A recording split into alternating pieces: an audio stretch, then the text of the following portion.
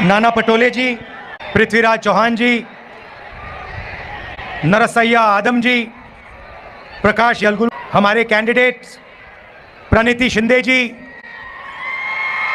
और Mohite Patil ji, India alliance के stage पे वरिष्ठ नेता, कांग्रेस के बब्बर शेर, प्यारे कार्यकर्ता, भाइयों और बहनों, आप सबका यहाँ बहुत बहुत स्वागत। मगर आज मैं आपको मजे की बात बताने आया हूं।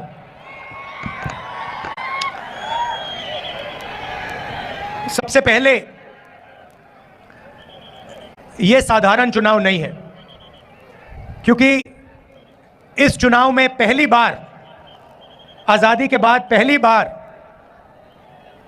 एक ऐसी पार्टी है जो संविधान को खत्म करना चाहती है। उनका लक्ष्य सिर्फ चुनाव जीतने का नहीं है, उनका लक्ष्य हिंदुस्तान के कॉन्स्टिट्यूशन को, हमारे संविधान को खत्म करने का है। और हमारा लक्ष्य, कांग्रेस पार्टी का लक्ष्य, इंडिया अलायंस का लक्ष्य संविधान को बचाने का है और लोकतंत्र को बचाने का है। पिछड़ों को, दलितों को, आदिवासियों को, जो भी गरीब लोगों को मिला है वो संविधान के कारण मिला है, उसका वही कारण है। अगर ये लोग संविधान को खत्म कर देंगे तो हिंदुस्तान में गरीबों के लिए, किसानों के लिए, मजदूरों के लिए कुछ नहीं बचे। कि बीजेपी ने साफ सबके सामने कहा है, उनके एमपीओ ने साफ कहा है कि अगर हम चुनाव जीते तो हम हिंदुस्तान के संविधान को बदल देंगे। और मैं आपसे कह रहा हूं, उनसे कह रहा हूं, ऐसी कोई शक्ति नहीं है दुनिया में जो हिंदुस्तान के संविधान को बदल सके। अब देखिए, पिछले 10 साल नरेंद्र मोदी ने 22 लोगों को लाखों करोड़ रुपए दिए हैं। 16 लाख करोड़ रुपए नरेंद्र मोदी जी ने हिंदुस्तान के सबसे अमीर 25 लोगों को दिए हैं कर्जा माफ करके। 16 लाख करोड़ रुपए कितने होते हैं मैं आपको बता देता हूं। जितना पैसा मनरेगा को 24 साल चलाने के लिए लगता है, या जैसे हमने कर्जा माफ किया था किसानों का यूपीए ने, तो अगर आप वैसे अगर 24 बार कर्जा माफ करो किसानों का, उतना पैसा नरेंद्र मोदी ने 22-25 लोगों को दिया है। आप सोच ही नहीं सकते, 24 साल का मनरेगा का पैसा 22 लोगों को। भाइयों और बहनों, हालत यह हो गई है कि जितना पैसा 22 लोगों के पास है,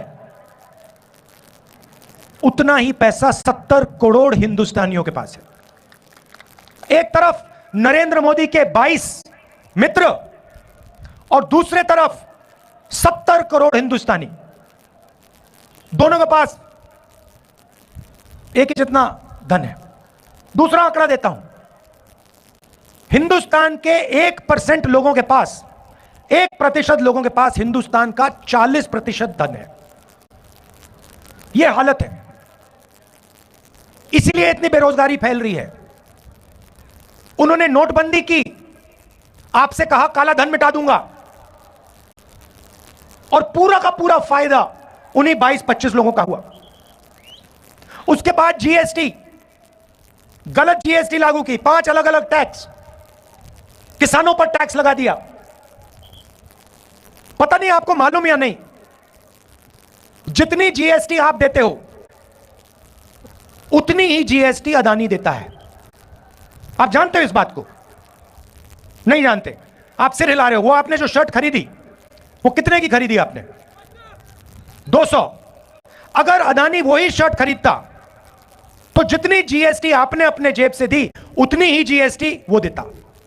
आपकी आमदनी हजारों में है, उसकी आमदनी हजारों करोड़ों में है, और जितनी जीएसटी आप देते हो उतनी जीएसटी वो देता है। अब सवाल उठता है, जीएसटी का जो आपका धन है, जो आपके जेब में से निकल रहा है, उसका होगा क्या? कहां जाएगा वो धन? नरेंद्र मोदी जी ने साफ कर दिया कि उनके 10 सालों में वो पूरा का पूरा पैसा 20-25 लोगों के हाथ में उन्होंने दे दिया।